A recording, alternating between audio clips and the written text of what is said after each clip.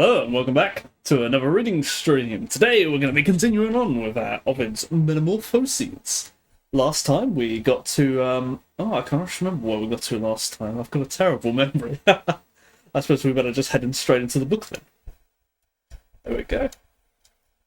And let's hope the lighting plays us nicely. Now what I really should do is I should just close the curtains entirely. And just figure out a lighting situation. It's a little dim, but these pages are quite brown. You see there's a bit of I think they call this foxing there. Not so bad. A little bit. It's not as visible on the camera, but they're getting there. What's this? When was this book printed? When was this book printed? In the 50s. This is the one from no. I read that wrong. This one's from 1970. Kind of old. Let's really remember where we was.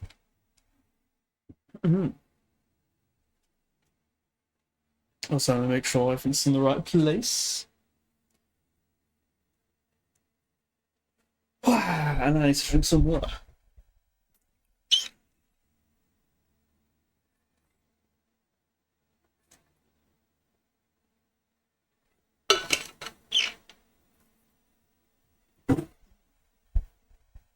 Okie dokie. Oh, pen. Where is it? Is it in my drawer? Is it over there? There it is. This thing. Okie dokie. Let's dive in.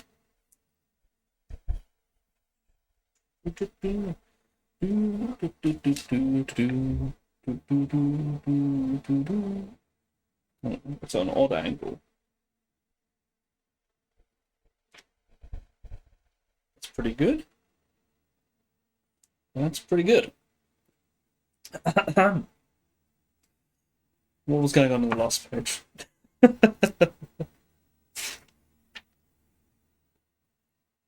Let's see. Oh, I think this is the birth of Hercules, and the goddess's tricks.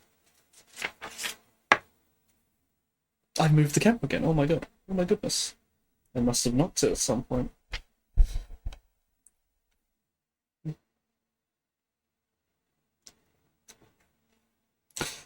Alcmene sighed as she spoke, moved by the memory of her former servants. Her daughter-in-law comforted her as she grieved, saying, "After all, the mother whose loss of human shape causes you such distress was not of our own family.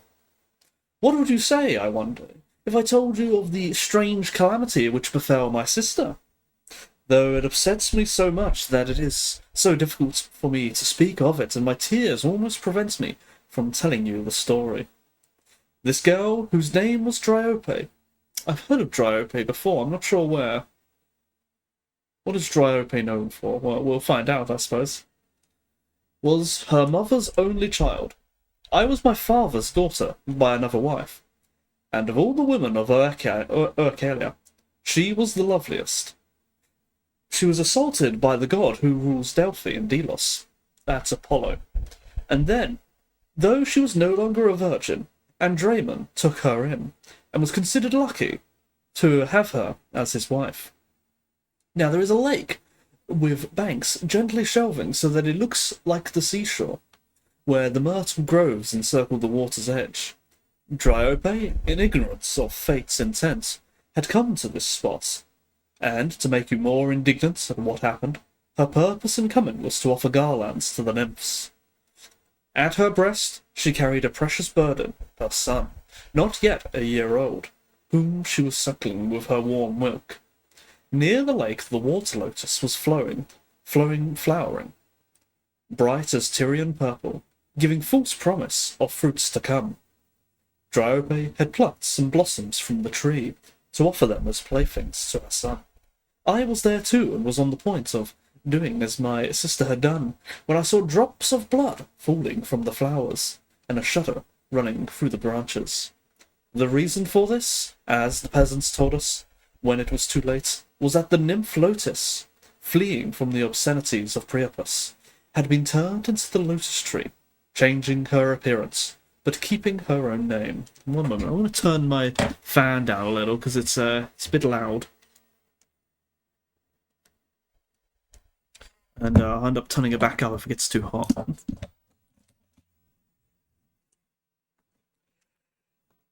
My sister had known nothing of this, and was completely terrified. She wanted to retreat, to depart from the spot, after offering prayers to the nymphs, but her feet were held fast by a root, and when she struggled to tear them free, she could move only the upper part of her body. Pliant bark growing up from the ground gradually gripped the whole length of her thighs. When she saw this, she made to tear her hair, but filled her hand with leaves. Leaves covered all her head. The boy Amphissus, for such was the name that his grandfather Eurytus had given him, felt his mother's breasts hardening, and the milky fluid refused to come when he sucked. I stood there and watched this cruel stroke of fate, and yet I could not help you. My sister still, as far as I was able, I delayed the growth of the tree, throwing my arms round the rising trunk and branches, wishing, you may be sure, that I might be buried beneath that same bark. Then Dryope's husband, Andramon, and her unhappy father too, arrived to look for her. When they asked me where she was, I showed them the lotus. They kissed the warm wood, and flinging themselves down, clung to the roots of the tree that was theirs. Nothing now remained of my dear sister, except her face. All the rest was tree. Tears sprinkled the leaves that were growing from her wretched body, and while her lips afforded a passage for her voice, she poured out her misery in such laments as these. If there is any truth in the words of the wretched, I swear by the gods that I have not deserved this wicked treatment. I am being punished without having committed any crime. My life was blameless. If my words are false, may I lose the leaves I bear, wither away, and be chopped down and burned. Take then this baby from his mother's branches. Give him to a nurse. Let him often drink his milk and play beneath my boughs. Like burrow? When he can talk, let him greet his mother, and sadly say, my mother is hidden inside this tree trunk. Let him beware of pools, and not pick flowers from the trees, but believe that all faithful shrubs are the bodies of the goddess. Dear husband, farewell, and you, my sister, and my father, I pray you, as you love me, preserve me from the blows of the sharp axe, and save my leaves from grazing cattle. Now, since I may not bend down to you, stretch your arms here to me, reach up to my lips while they can be kissed, and lift up my little son. I can say no more, for now the soft bark is creeping over my white neck, and I am being enclosed by the treetop. Take your hands from my eyes. Without any tribute from you, let the spreading wood shroud my dying gaze. As her lips stopped speaking, they ceased to be. But long after her body was transformed, the newly made branches kept their warmth. This is interesting here. Now, of course, this book is all about transformations, and typically of people transforming into plants or animals or other such things. But it's interesting because this is cross-cultural. The Celtic, the Irish myths had similar sorts of things where many people were transformed into whales and and most notably into swans. And I wonder if there's a parallel here between the ever popular Japanese Shinto, the idea that things have spirits in them and that they're alive, and so they must be treated with respect. This is quite similar, that though the things were not inherently magical, though some things were, it's more so that they became magical, that this tree should be treated as alive, not because the tree itself is alive, but because it was a person who was transformed into a tree, or an animal, or whatever it may be. And of course then there are things like, the river has a god, and the river is alive, and you can speak to the river and it behaves, and the wind behaves as well, and all these things are alive. It's really quite similar to the Japanese Shinto ideas, isn't it? It gives you an idea of perhaps just how their religious religious practices worked, how they viewed the world. If we can draw such parallels, we can perhaps expect other parallels. There are many places where temples, Greek temples, were built on similar sorts of sites. Places they were built on some kind of spring or some sort of grove or something magical. Perhaps one of these stories is such. Perhaps they would find the tree of Dryope, and they would build a temple around it. And whether it's actually that specific tree or not isn't really important, but they believed it was. Interesting. And so it's not just a tree. They're not just respecting trees because they're trees, but that they see them as having some sort of life in them. Interesting stuff. While Iole, daughter of Eurytus, was recounting this miracle, and Alcmene... Hold on, I need to drink some water. You have to drink an ever large amount of water when reading. I'm not entirely sure why.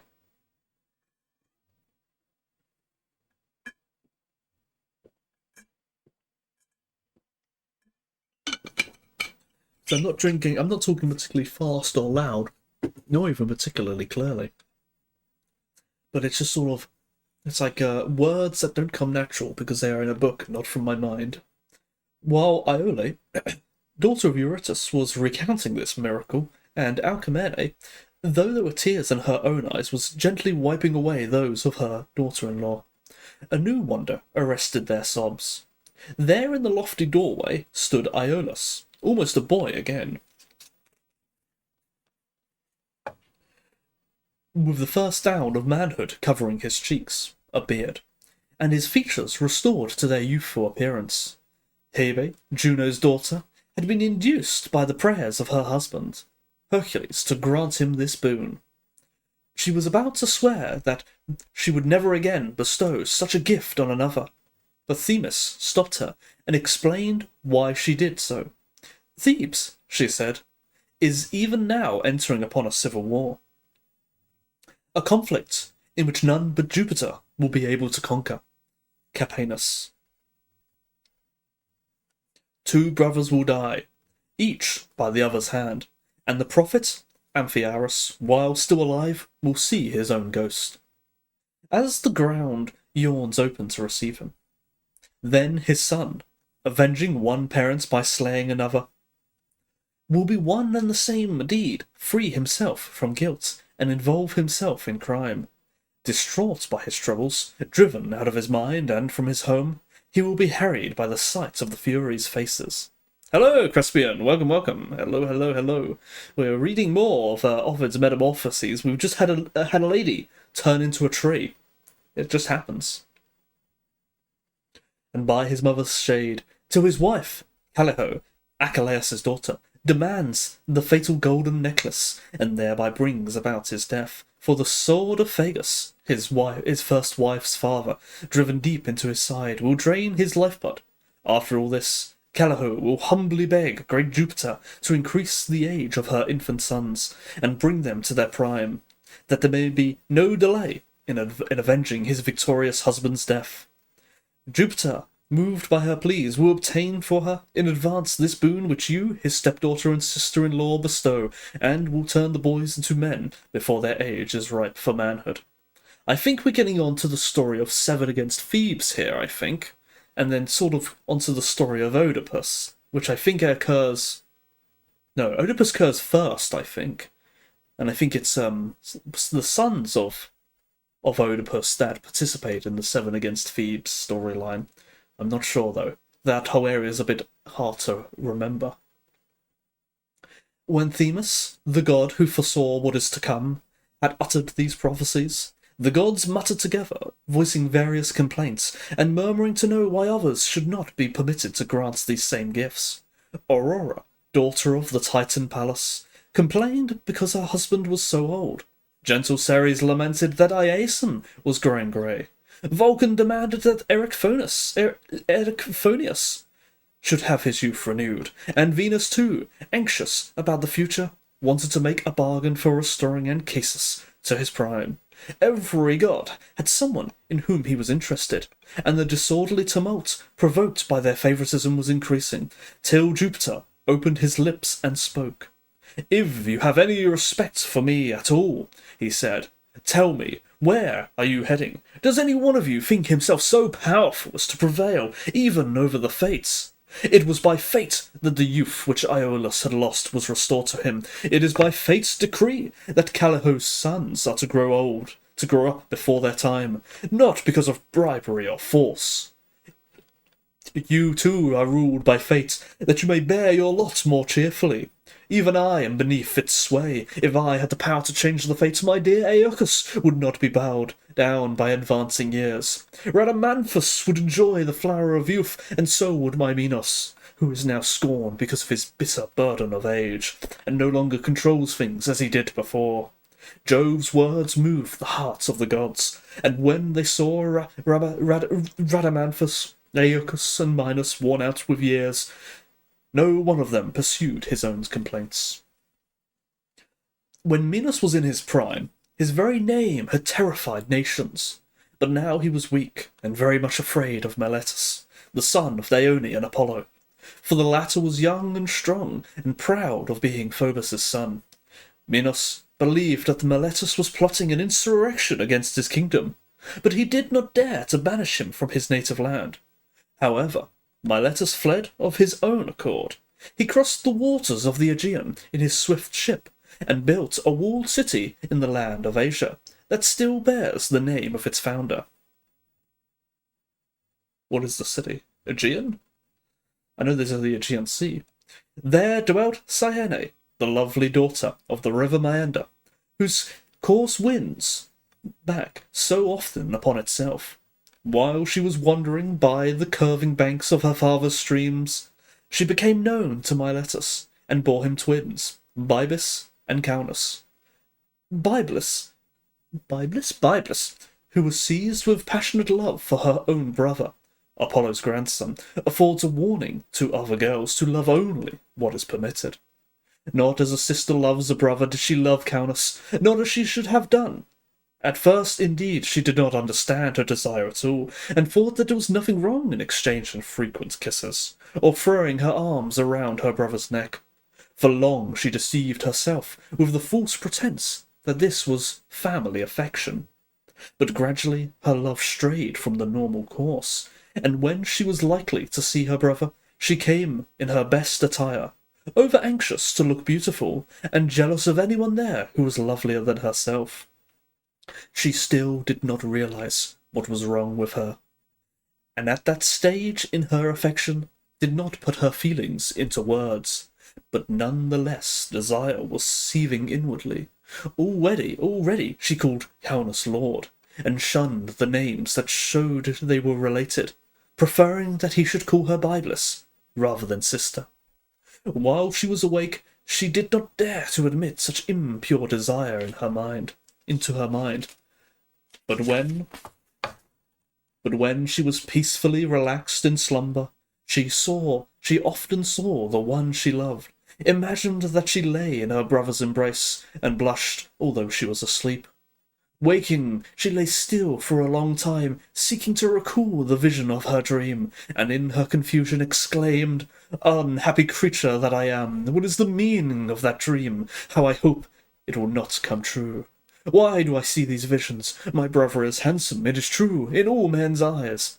However prejudiced they may be, I admire him, and if he were not my brother, I could love him. He would make me a suitable husband. But it is my misfortune that I am his sister. Still, provided that I do not try to do anything like this in my waking moments, I pray that sleep may often bring me such dreams. No one can witness dreams, and the pleasure we seem to enjoy does not harm. O Venus, O Cupid, winged son of that tender mother, what joys have I experienced! What unconcealed desire took possession of me as I lay, melting with passion to my very marrow! What joy in the remembrance, even though my pleasure was short-lived, for night hurried on its way, jealous of my doings. Oh, if I could only change my name and marry you, What a good daughter-in-law could I be to your father, Countess! What a good son-in-law you could be to mine, if only the gods would let us share all things, except our family. There, I would wish you were of nobler birth than I. But now you, who are so handsome, will make someone else the mother of your children, while to me, since an evil fate allotted us the same parents, you will be only a brother. The one thing we shall have in common is the thing which keeps us apart. But what then is the meaning of my dream? What importance do they have? Or can even dreams be important? The gods forbid. Yet surely gods have married their sisters? Saturn was wedded to Opus, though she was related to him by birth. Oceanus married Tethys, and the ruler of Olympus took Juno for his wife. But the gods have their own laws. What is the use of trying to relate human conduct to the ways of heaven, when they are governed by different rules? I shall drive this forbidden passion from my heart, or else, if I cannot do so, I pray that I may die before I yield. As I lay dead upon my bier, let my brother give his kiss to my corpse. In any case, the thing I long for requires our mutual consent. Grant that it pleases me, in my brother's eyes it will be a crime. Grant that it pleases me, in my brother's eyes it will be a crime. And yet the son of Aeolus did not shrink from marriage with their sisters. But how did I come to know of them? Why have I these examples ready? Where am I heading? Away, away with such unclean desires. Let me not love my brother except as a sister should. All the same, if he had fallen in love with me first, perhaps I might have yielded to his mad passion. Should I then seek the favours which I would not refuse? Were they asked of me? Can you speak out, Abydos? Can you confess the truth? Yes, love will force me to do it. I will be able, or if modesty closes my lips, a secret message will reveal my hidden love. This was her resolve, and the decision prevailed over her doubts. She raised herself on her side, leaning on her left arm, and said, "Let him decide for himself. I shall confess my mad desire. Alas, where am I drifting? What flame has set my heart on fire?" Then she composed her letter, and proceeded to write it down. With trembling fingers she grasped her pen in her right hand, the other held back blank writing tablets. She began, and hesitated, wrote, and found fault with what she had written, set down a word, and then erased it, changed what she had said, blamed it or praised it, alternatively laid aside the tablets and picked them up again. She did not know what she wanted, and became displeased with whatever she was about to do. On her face was an expression of mingled shame and boldness. She had written the words, "Your sister," but decided to scratch them out. Smoothing the wax, wrote as follows: "One who loves you sends you this, wishing you the happiness that she will never have, unless you give it to her. I am ashamed indeed, to reveal my name. But if you ask what I require of you, I should like to place my cause without mention of my name, and not be known as Byblos, until I am sure of having my prayers granted.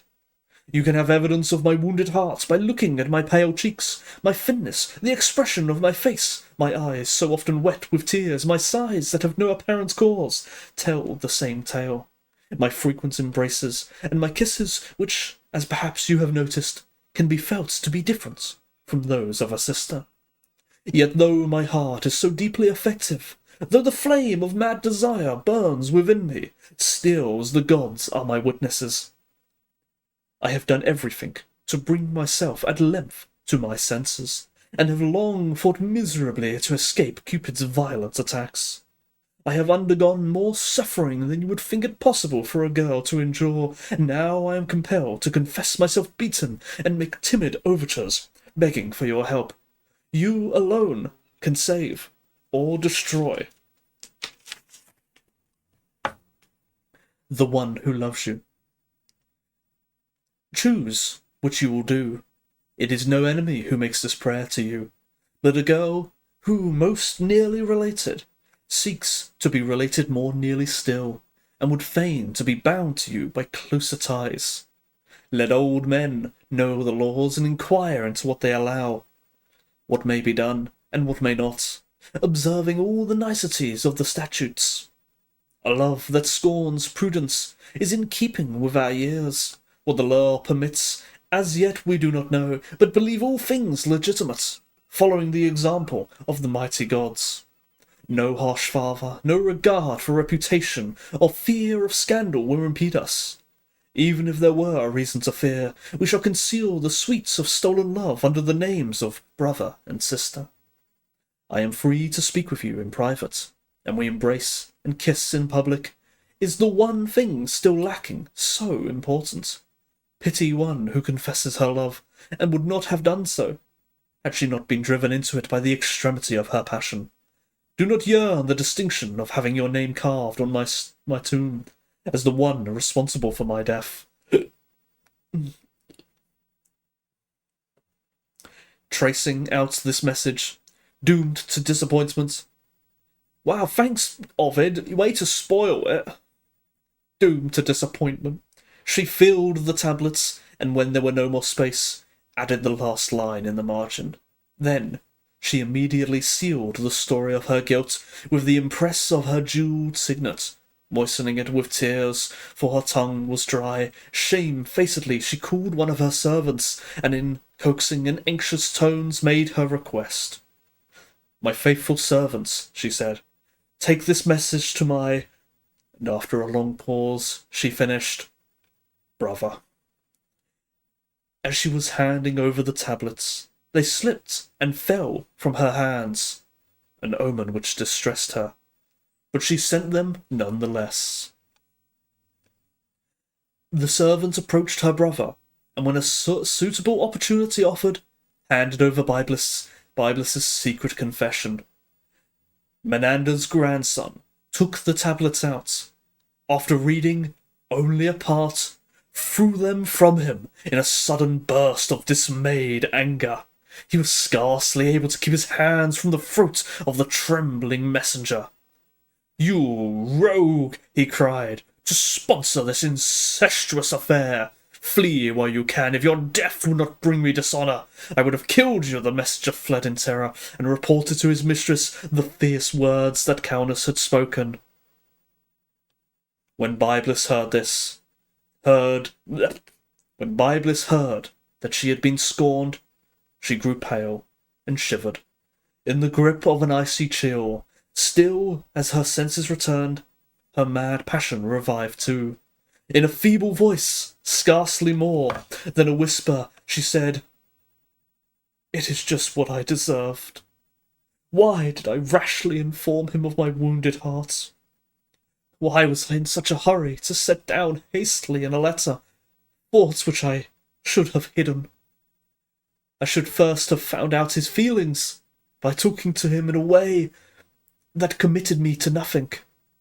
I should have tested the wind with close-reefed sail, in case it should prove unfavourable, and then have voyaged safely over the sea, instead of allowing winds still untried to fill my canvas as I have done now, with the result that I am being carried upon the rocks, overwhelmed and drowned beneath the entire ocean, and there is no way of reversing my course.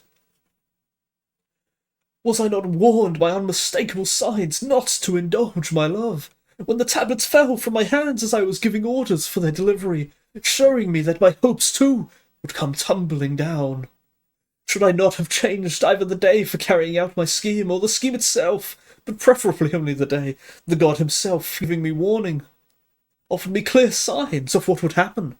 Had I not been out of my senses, I should have spoke to my brother myself, and revealed my passion to him in person, instead of committing my words to a letter. He would have seen my tears, seen the love in my face, and I could have said more than my letters contain.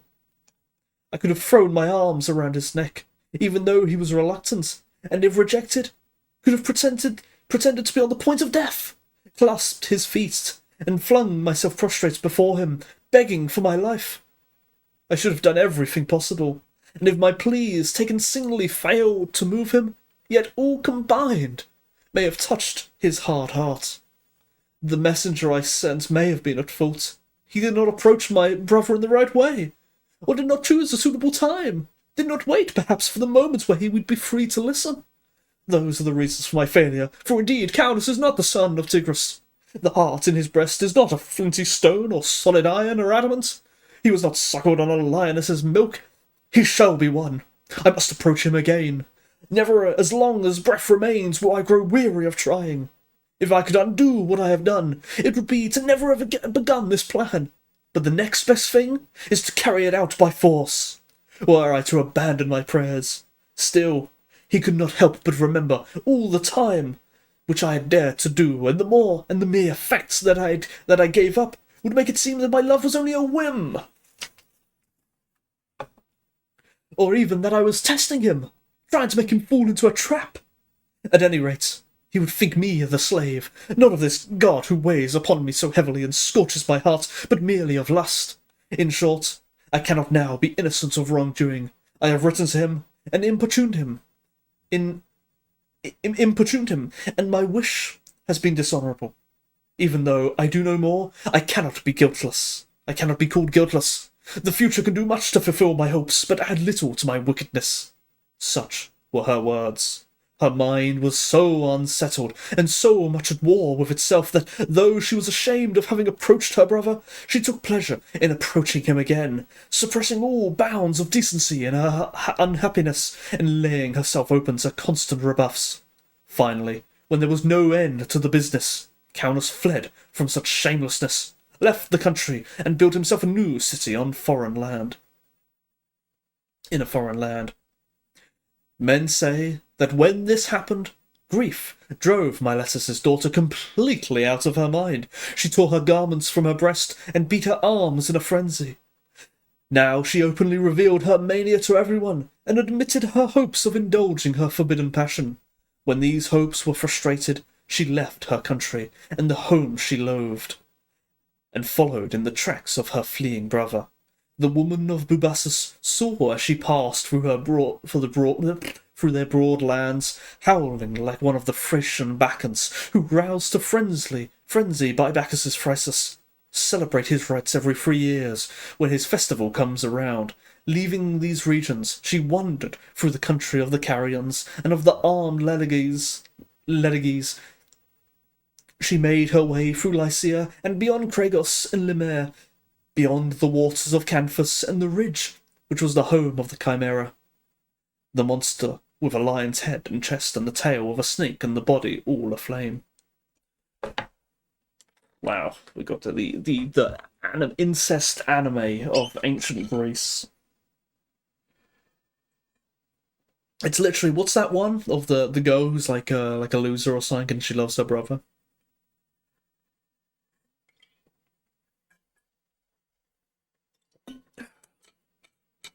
Is that even how it goes? Watamote? Does she love her brother in Watamote? I can't even remember. I think she does. And the brother's disgusted by her. Literally Watamote. The woods were thinning when, weary with her pursuit, Byblis collapsed and lay where she fell, her head spread out upon the hard ground and her face pressed into the fallen leaves.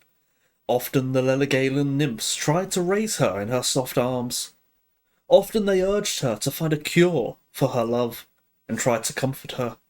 But she was deaf to them. She uttered not a word, but lay digging her nails into the green grass, watering the meadow with a river of tears. They say that the nymphs fashioned a channel for these tears, which could never run dry. What greater gift could they offer? After that, just as resin oozes from a gash in a pine tree's bark, or sticky bitumen from heavy soil, as water frozen by winter's chill melts under the warmth of the sun, when Zephyr's gentle breath returns, so Byblis, Phobos' grandchild, was consumed by her own tears and changed into a fountain, which even now wells up in that valley, beneath a dark ilex tree, and still bears the name of its mistress. See, I told you that the Irish do this kind of lot. There's a lot of you find a sacred spring, a natural spring that brings forth drinking water, and it's very common in mythology that it is It was created with some divine story. I guess that I suspect that the reason is because a spring is something very useful. It's drinking water. People base their whole towns around a drinking spring. And it seems to be alive. It seems to be magical in a way. Water comes forth out of the ground. And it's drinkable, unlike stagnant water, which is not, or the ocean, which is not. How can you describe something if not as some gift from the gods? The report of this new miracle might well have filled the 100 cities of Crete with talk, had not the island recently experienced a miracle nearer home, in the transformation of Iphis. Iphis. That's either... Is that a bee? Is Iphis a bee, or am I thinking of something else? On the borders of the territory of Knossos, in the land of Phaestus, there lived a man, Lygdus by name, of humble family and undistinguished, but free-born. His wealth was on par with his rank, but his life and his loyalty were beyond reproach. His wife, Telephusa, was about to have a child, and when it was almost time for the baby to be born, he advised her as follows. I am praying for two things. That you should be delivered with the least possible pain, and that you may have a boy. A girl is more of a burden. I pray it may not happen. If a girl is born, she must be put to death. My goodness. Daily reminder, this book is many thousands of years old. You must forgive them for their antique ways. It is not that I want to order this. I know what is due to family affection and pray to be forgiven. As he spoke, both he and his wife burst into floods of tears. Though he had given these instructions, he wept no less bitterly than she to whom she had been given. Nonetheless, it was in vain that his wife begged and prayed Lygdus not to narrow down her hopes. Her husband had made up his mind. What a god. Tiny emotes. People should make their emotes bigger. I have bad eyesight. Fried chicken. Fascinating. Fried chicken. Now, when Telephusa could scarcely carry the full-grown burden which weighed down her womb, Inachus's daughter, Io, appeared to her in her dreams, in the middle of the night, and stood, or seemed to stand, before her bed, accompanied by a retinue of divinities. Crescent horns adorned the goddess's brow, which was wreathed with a yellow corn ears, wrought from shining gold, and she was decked in royal splendour. This is another interesting one. What god is it? Io. That's, I think, one of the sky gods, I think. Not sure, actually. She's got horns. Crescent horns, curved horns, like a goat. Or maybe the cow. No, cows have pretty straight horns. Maybe it could be a cow though, but some kind of animal, a horned animal, like a goat or a sheep or something like that. This is very common. You see, speaking historically, the earliest things that people worship are often animals. This is where you get tribal totemism. They're always of animals. Man worships animals before it worships man. And somewhere along this, they also worship sort of celestial objects like the sun and the moon and rain and stuff like that. And they ascribe these animals to things that bring forth it. Often because they're often associated with it. You get the mating seasons of certain animals will align with certain seasons and things like that. So you know summer has come about because this animal has appeared in your land. These birds have flown south, indicating the winter or something like that. And so they become gods. They become gods. But as their society becomes more sophisticated, these gods become less animals and more human. And so they become human gods. But there's an in-between phase where they become humans but with animal features. And the Greeks are almost out of this. Here we have Io described with goat horns. Almost certainly Io used to be a goat. It was a goat they worshipped. Zeus, I think, is described as having brazen hooves at one point. He was a bull. I think he often transforms into a bull. He often transforms into other animals. Athena was probably a snake originally. She is worshipped with a snake. She carries with her the Aegis, which is the head of the Medusa, which has snakes on it as well. These are likely connected for the same reason. And the Aegis existed before the myth of Medusa. The myth of Medusa being an explanation of the Aegis. And then of course, in the Bible as well, the god of the Bible is also described as having bronze hooves, or at least bronze feet, but they're hooves basically, because that's what animals have. And I think it's actually a mistranslation, but there is a part where Moses is described as having horns. I think that's a mistranslation though. Dionysus has horns as well. There's myths about him having horns, and he hides his horns, and it is only when you're driven mad that the horns become visible. It's it's one of those in-between phases.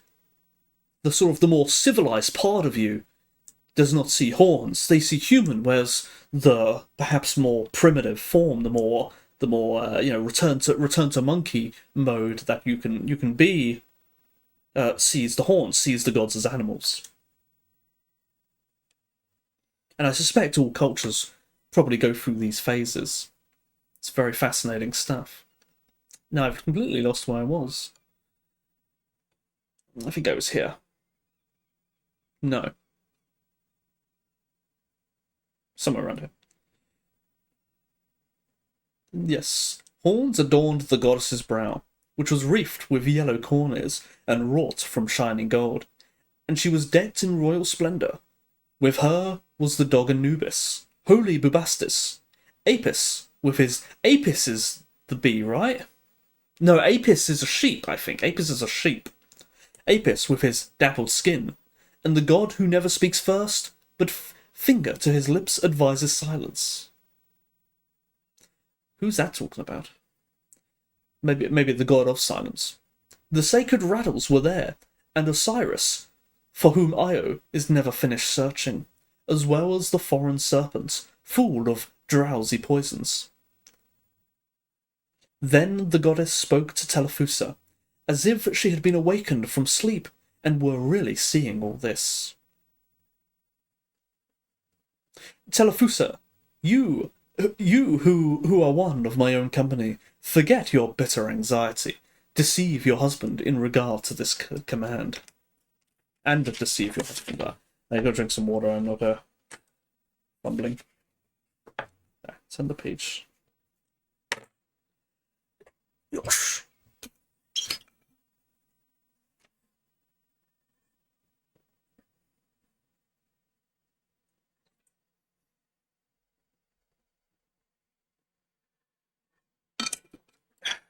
The water.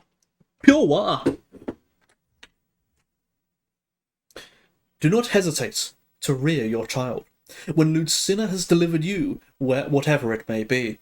I am a helpful goddess, and bring my aid to those who ask it in their prayers. You will not complain that you have worshipped a deity who shows no gratitude. When she had given this advice, Io left the room. The Cretan Telephusa rose joyfully from her bed, and stretching her innocent hands to the stars, humbly prayed that her dreams might come true. As her pains increased, and the burden that she carried forced itself of its own accord into life, a female child was born, without its father's knowledge. The mother pretended that it was a boy, and ordered it to be reared.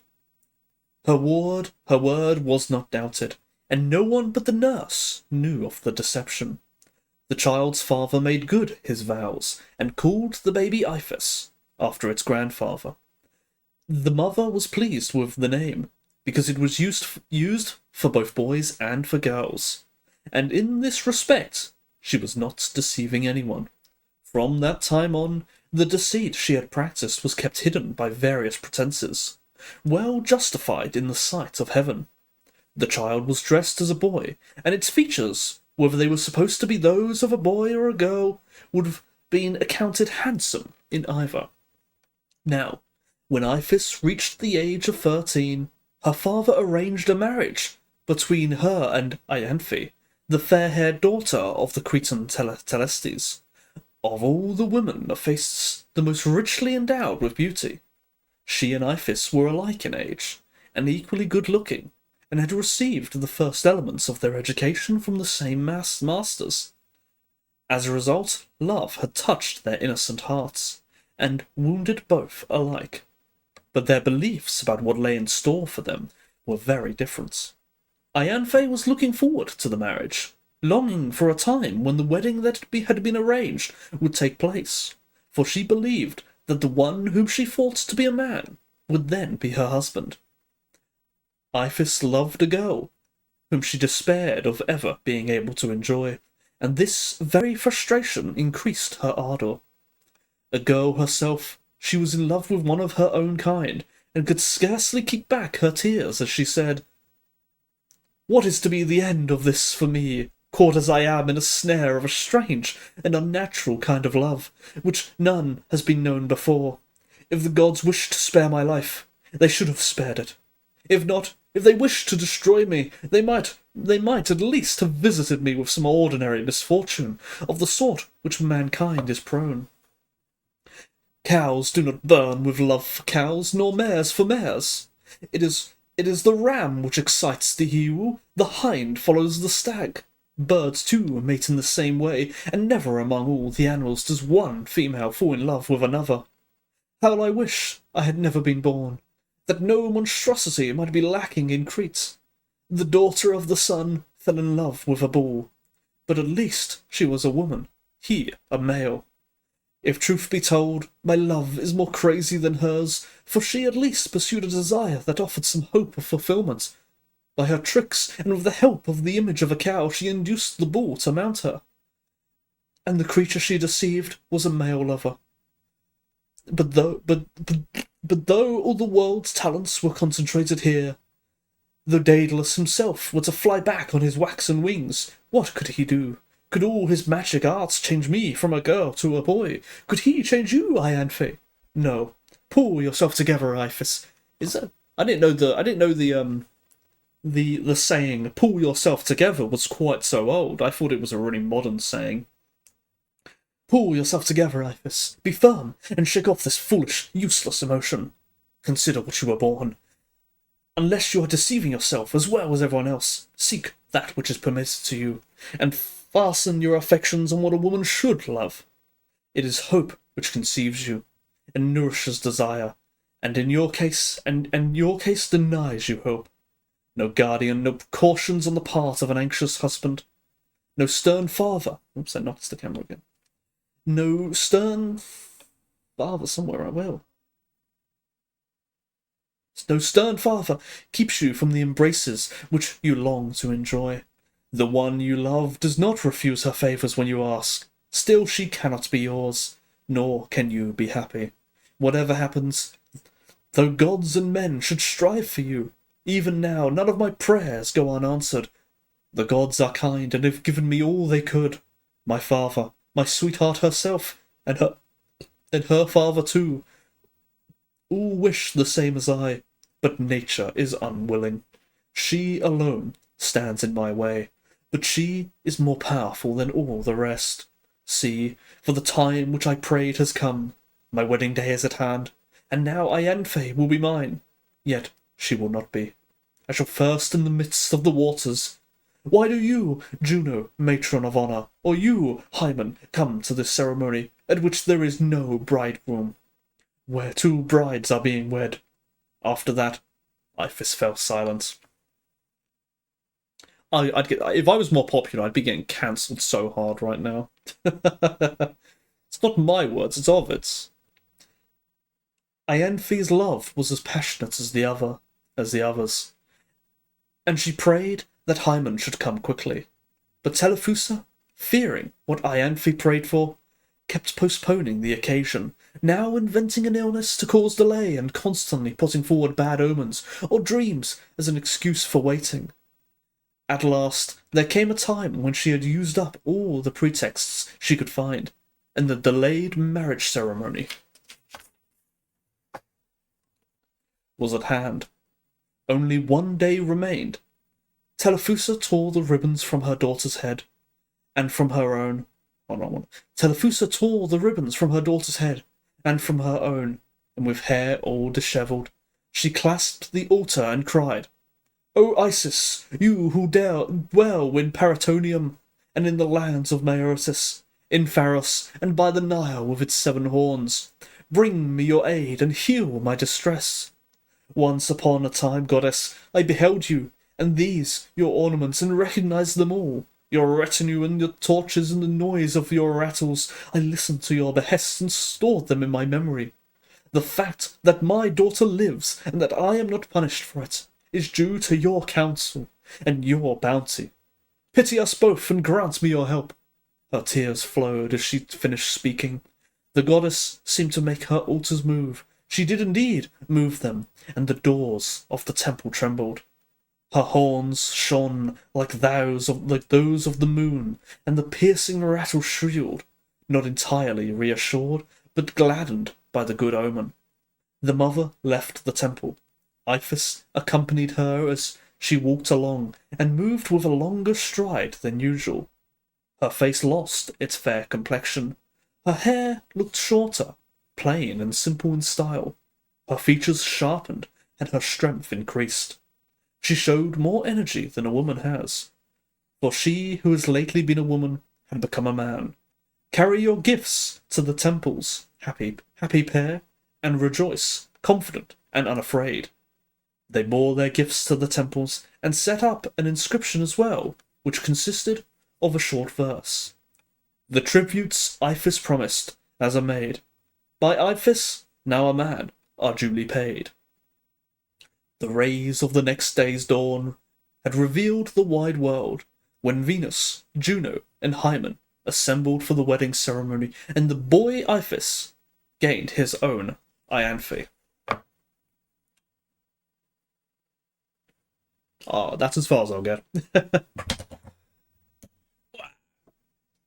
Yeah, I think it would be rather funny if one of Iphis was actually a boy all along, but had only just at the marriage suffered twink death.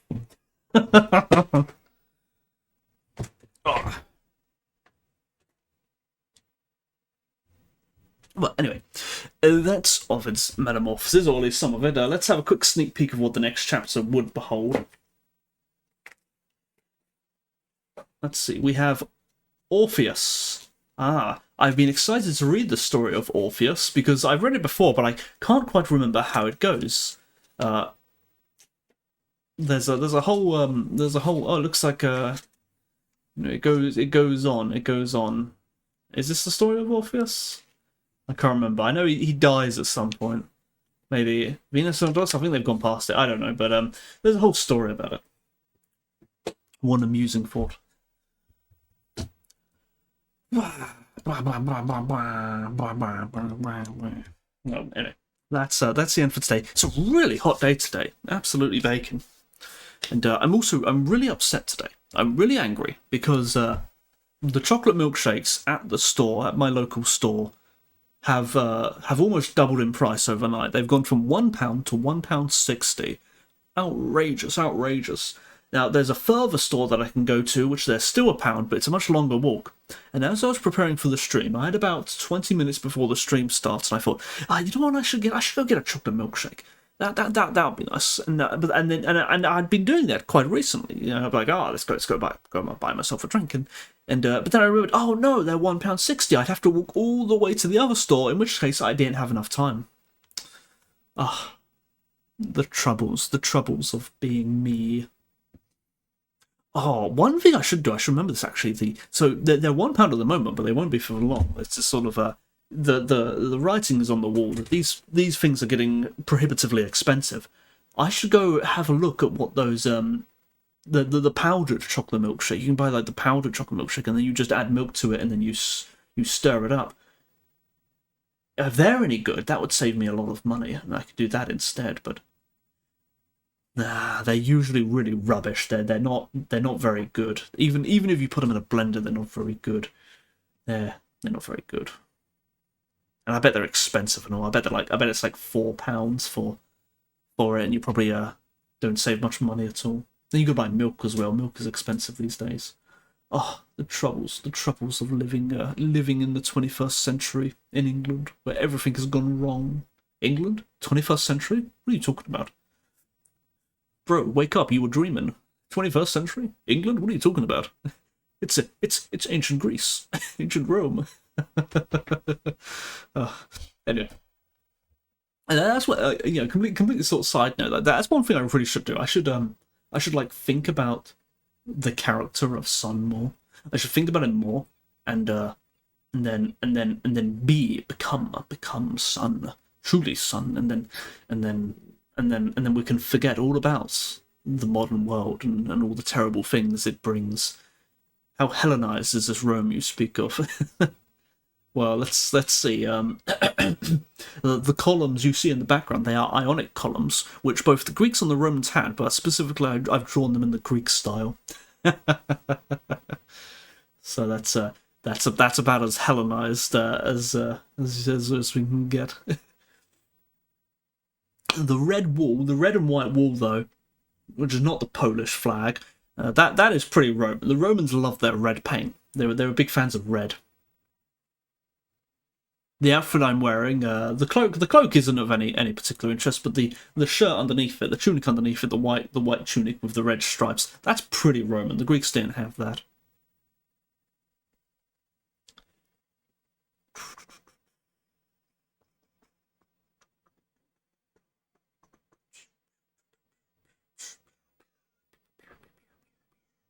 Okay, I'm gonna go offline now. I've had read enough. That was good. That's the end of my week. We're back on Monday for more Aristotle. Wow.